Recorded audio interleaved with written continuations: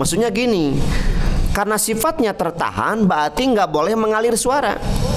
Syiddah tertahan suara, murakhah atau rakhah mengalirnya suara. Berarti nggak boleh gini, hi. Itu mah bukan tertahan tapi mengalir. Berarti keluar dari karakternya, keluar dari sifatnya.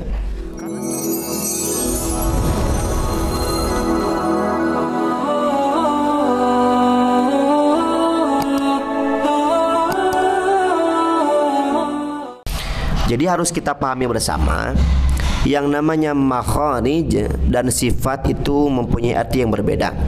Kita sering menyebutnya sama padahal berbeda. Kita sering mendengar dengan sebutan makharijul huruf. Makharijul huruf. Sering ya? Jadi makharijul huruf artinya tempat-tempat keluarnya huruf. Dari mulai alif sampai ya. Dari huruf hijaiyah itu ditelaah, dikaji ya, bagaimana cara menyebutkannya dan dari mana tempat keluar hurufnya. Nah, tentunya ini wajib dikaji. Karena apa? Kefasihan kita dalam membaca Al-Quran ditentukan dengan kefasihan kita mengkaji huruf-huruf hijaiyah. Tidak akan pernah menemukan kesempurnaan bacaan Quran kalau misalkan kita tidak menyempurnakan huruf-huruf hijaiyah kita. Mau betul gimana kalau misalkan ketika kita menyebutkan a, ba, ta, sa, ja, ha, ho. Kalau misalkan huruf hijaiyah yang berharokat fathah tadi a, ba, ta, sa, ja, ha, ho, di sana saja tidak fasih, bagaimana ketika kita membaca Al-Quran? Tidak akan pernah menemukan kesempurnaan dalam bacaan Quran. Maksudnya sempurna di sini kefasihan dalam membaca Al-Quran tidak akan pernah ditemukan kalau seandainya kita nggak tahu bagaimana cara mengucapkan huruf itu. Ayat-ayat Al-Quran tersusun dengan huruf-huruf hijaiyah gitu. Makanya kuncinya supaya kita bisa fasih, maka fasihkan dalam makharijul huruf dan sifat. Makharijul huruf berarti tempat-tempat keluarnya huruf hijaiyah. Kalau sifatul huruf berarti sifat itu karakter atau ciri khas yang melekat dalam masing-masing huruf. Jadi tempat keluarnya di mana, sifatnya seperti apa. Contoh, kita bisa lihat di layar ada tulisan ta'awudz ya. Ada di sini tulisan ta'awudz dan tulisan basmalah. Ya. Kalau kita menelaah masing-masing huruf, ternyata punya ciri khas masing-masing. Pertama, ketika kita menyebutkan a'udzu, sebelum kita merangkai bacaan ta'awudz dimulai dengan huruf a. A itu kalau dibahas dengan makharijul huruf berarti tempat keluarnya huruf ada di ujung tenggorokan. Silakan dilihat di gambarnya. Ya, ada tanda ungu di sana. Di paling bawah tenggorokan ada tanda ungu di sana. Berarti menunjukkan itu titik fokus tempat keluarnya. Berarti disebutkan keluar hamzah atau keluar alif itu. Sebetulnya hamzah ya, tapi ketika dibaca sama dengan alif a. Kalau ada alif berharokat fathah a, hamzah yang melengkung seperti itu berharokat fathah a, sama saja ya. Jadi hamzah itu keluarnya dari tenggorokan terjauh atau ujung tenggorokan. Kita sebut saja ujung tenggorokan. Karena tenggorokan dibagi tiga. Ada tenggorokan atas, ada tenggorokan tengah, ada tenggorokan bawah yang paling ujung. Nah, hamzah itu keluar dari ujungnya. Coba lihat sekali lagi di gambar, di ujung tenggorokan. Kemudian sifatnya itu syiddah, ya, tertahannya suara. Jadi tempat keluarnya di ujung tenggorokan, sifatnya tertahannya suara. Contoh a, i, u, ba, ketika disukun akan tertahan. Semakin kuat tertahannya suara itu. Maksudnya gini, karena sifatnya tertahan berarti nggak boleh mengalir suara. Syiddah tertahan suara, murakhah atau rakhah mengalirnya suara. Berarti nggak boleh gini, hi. Itu mah bukan tertahan tapi mengalir. Berarti keluar dari karakternya, keluar dari sifatnya. Karena sifat syiddah itu tertahan. A, I, U. Kalau baca gini, A, I, U, berarti keluar dari sifatnya. Tidak akan pernah menemukan kefasihan bacaan kalau misalkan huruf-hurufnya saja tidak fasih ketika dibaca. Yuk kita belajar dari rasakan ujung tenggorokan ya. Rasakan di ujung tenggorokan tertahannya suara. A, I, U, ba. Ketika dibaca a'u, a'u, nggak boleh ini. A'u, ha, hi, u. Itu salah. Itu mengalir ya. Jadi bukan karakter dari huruf hamzah. A, I, U. Lanjut huruf yang kedua, ain. A'u, a'u. Ain di sini berarti di tengah-tengah. Lihat di gambarnya. Di tengah-tengah tenggorokan. Sifatnya bainiyah. Bainiyah itu berarti tidak terlalu menekan ke bawah dan juga tidak terlalu keluar suara. Maksudnya gimana? Nggak boleh gini. Ain itu jangan dipaksakan masuk ke tenggorokan bawah. Nggak boleh gini.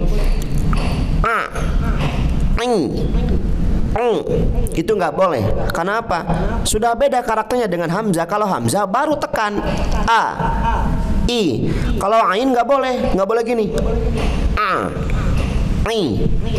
Berarti sudah keluar dari sifat bainiyah. Atau juga jangan terlalu keluar suara, nggak boleh gini.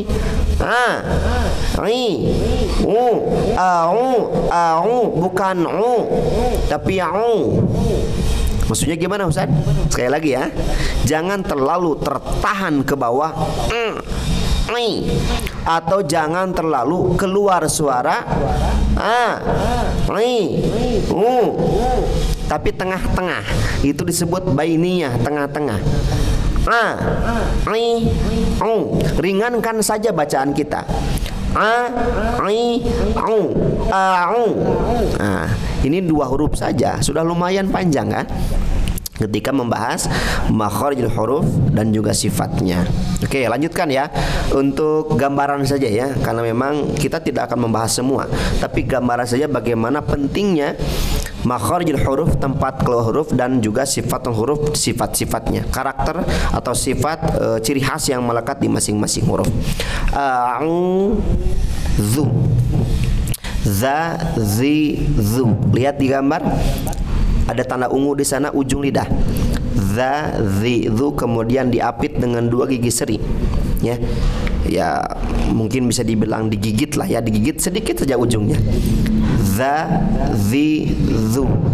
A'udzu, a'udzu, a'udzu. Oke, za, zi, zu insyaallah mudah untuk diucapkan ya.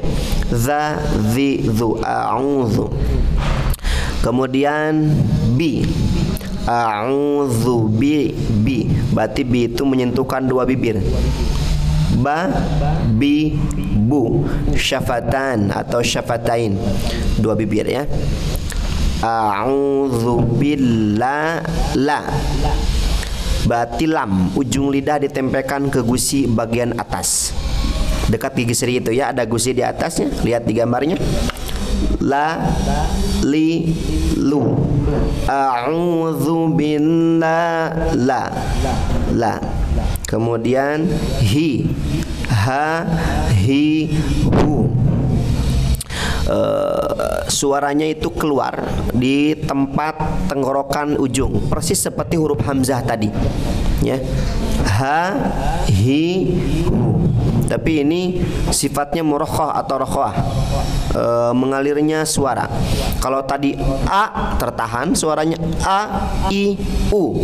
Tapi kalau ha mengalirnya suara ha, hi, hu, dan tebalkan suara ketika keluar. Nggak boleh gini ha, hi, nggak boleh, tapi ha, hi, hu.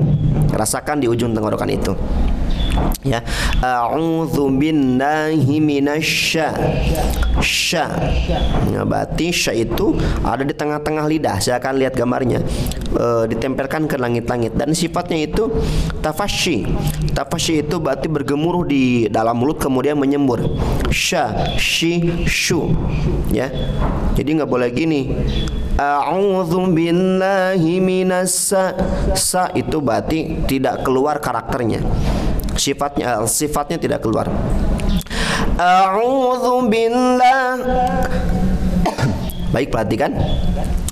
A'udzu billahi minasy. Kedengaran ya? Sya. A'udzu billahi minasy. Ya, jadi sya menyembur. Kemudian syaitan, ta. Ini isti'la ya, termasuk huruf yang tebal ketika diucapkan. Suaranya itu ataupun keluarnya huruf itu dari ujung lidah. Lihat gambarnya nih. Ujung lidah tempelkan ke gigi seri atas, kemudian nempel ke gusinya juga. Jadi torful lisan, ujung lidah ditempelkan ke gigi seri atas, kemudian dekat gusi itu. Sifatnya tebal. Ya, menebal suaranya.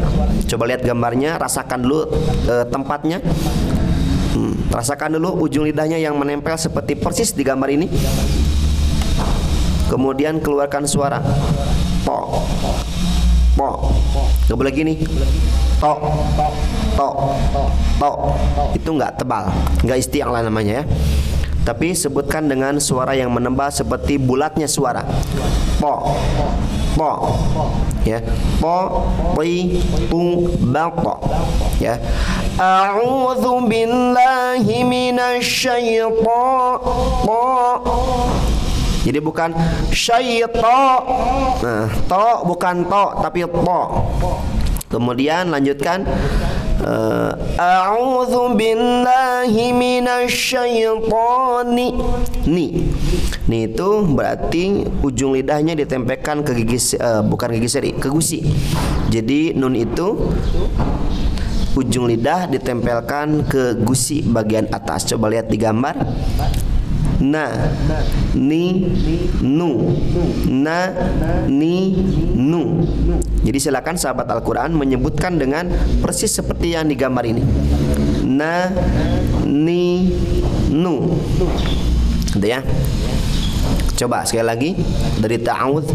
A'udzu billahi minasyaitonir. Ni ke sana. Kemudian masuk ke huruf selanjutnya. Ro. Ro. Itu ujung lidah yang ditempelkan ke gusi bagian atas. Tetapi ro di sini mufakhamah. Mufakhamah itu berarti tafkhim, artinya tebal. Ro. Ro. A'udzu billahi minasyaitonir. Nirra, nirra, nirra. Rasakan ra, ya, ra. Mungkin baru yang baru pertama kali menelaah ra, mungkin gimana sih suaranya gitu. Silakan lihat aja dulu gambarnya, nanti sifatnya nanti kita akan praktekkan lebih mendalam, karena sekali lagi materi ini hanya menggambarkan seperti inilah cara mengkaji makhraj dan sifatnya. Ini baru di ta'awudz saja, kita belum ke basmalah, kita belum ke al-fatihah, kita belum ke surat An-Nas, Al-Falaq, Al-Ikhlas, Al-Lahab yang sudah tadi kita praktekkan. Tentunya perjalanan kita masih lumayan panjang ya. Terakhir ada setelah ro kemudian ja, ji, ju. Nanti ada dua pendapat ya mengenai bagaimana cara menyebutkan sifatnya. Tapi saya sampaikan dulu yang umum yang dikaji oleh para ulama qiraat mengenai sifat jim. Pertama, lihat dulu di gambar ada ja, ji, ju. Tengah-tengah lidah diangkat ke langit-langit. Ja, ji, ju. Sifatnya itu al-jahru, berarti tertahannya angin, tertahannya udara, nggak boleh ja, ji, ju. Dengarkan nih. A'udzu billahi minasyaitonir rajim. Ji itu nggak boleh ya. Ja, ji, ju. Jangan sampai keluar angin seperti barusan. Ja, jim, bukan jim, tapi tahan dulu. Caranya rasakan, jangan sampai angin yang keluar menghembus itu. Ja, ji nggak boleh, tapi ja, ji. Kedengaran ya? Ja, ji, ju, baj. Ja, ji, ju, baj. Ini lo ya, ro-nya tebal, kemudian jim, tahan. Contoh aja. A'udzu billahi minasy syaithanir rajim. Paham ya? Tertahan suaranya, tertahan udaranya. Baik, sahabat Al-Quran yang dirahmati Allah Subhanahu wa Ta'ala, tentunya masih panjang ya insya Allah perjalanan kita untuk mengkaji tahsin tilawah Al-Quran. Masih banyak hal-hal yang harus kita perbaiki, masih banyak hal-hal yang harus kita perhatikan mengenai kaidah-kaidah bacaan dalam ayat-ayat Al-Quran. Itulah yang disebutkan dalam surat Al-Muzammil di ayat 4 itu. Auzid alaihi warattilil Qur'ana tartila. Bacalah oleh kalian, yang kalimat warattil itu ya, warattilil Qur'ana tartila. Bacalah oleh kalian Al-Quran dengan bacaan tartil. Maka tartil di sini berarti ya memperhatikan aspek-aspek bacaan dari mulai makharijul huruf dan sifatnya, kemudian juga mengkaji bagaimana kaidah-kaidah hukum tajwidnya, terus memahami bagaimana cara mempraktekkan tanda-tanda waqaf dalam ayat Al-Qur'an, dan juga indahkan bacaan ya, karena Rasulullah Shallallahu Alaihi Wasallam pun sebagus-bagusnya bacaan. Kenapa? Beliau yang menerima ayat Al-Quran. Maka Masya Allah indah sekali bacaan Rasulullah Sallallahu Alaihi Wasallam. Maka indahkan bacaan, jangan membiasakan dengan bacaan yang biasa, tapi harus luar biasa. Kenapa? Ini ayat Al-Quran lah ya. Silakan nanti insya Allah akan dipelajari bagaimana cara melagam. Tapi untuk sementara sekarang jangan dulu fokus ke lagam ya.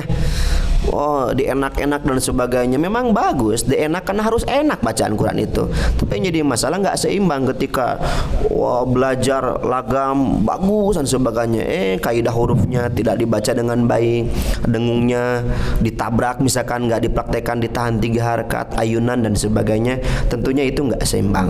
Jadi sekali lagi, tartil itu berarti ada 4 aspek. Ya, sekurang-kurangnya ada 4 aspek. Satu, di makharijul huruf dan sifatnya. Yang kedua, dalam kaidah ilmu tajwid. Yang ketiga, tanda-tanda waqaf yang harus kita pahami. Dan yang keempat adalah memperindah dengan lagam bacaan ayat Al-Quran. Baik rekan-rekan semuanya, alhamdulillah tentunya sudah sampai di penghujung kajian. Baru 2 materi ya. Jadi materi pertama tentang dengung yang disebutkan konsep 6 dengung itu, gunnah, idgham bi gunnah, kemudian iqlab, ikhfa haqiqi, ikhfa syafawi, dan idgham mithli. Kemudian juga teori mad tabi'i yang terus kita ayunkan kecuali nanti ada coret panjang yang harus lebih dari 2 harakat. Tentunya sahabat Al-Quran yang dirahmati Allah Subhanahu wa Ta'ala, silakan praktekkan dan murojaah. Jangan sampai sekarang praktek, kemudian nanti nggak praktek lagi sampai ada upload video selanjutnya misalkan, itu janganlah. Tapi terus tiap hari kita ulang-ulang supaya kita lebih terampil lagi. Tentunya mudah-mudahan Allah Subhanahu wa Ta'ala memberikan keberkahan untuk kita semuanya. Kemudian Allah Subhanahu wa Ta'ala memberikan rahmat dan maghfirah untuk kita semuanya. Dan mudah-mudahan insyaallah dengan wasilah Al-Quran ini kita dijadikan keluarganya Allah Subhanahu wa Ta'ala. Amin ya rabbal alamin. Shadaqallahul azim. Sami'na wa ata'na, ghufranaka rabbana wa ilaikal masir. Rabbana atina fid dunya hasanah wa fil akhirati hasanah wa qina adzaban nar. Walhamdulillahi rabbil alamin. Wassalamualaikum warahmatullahi wabarakatuh.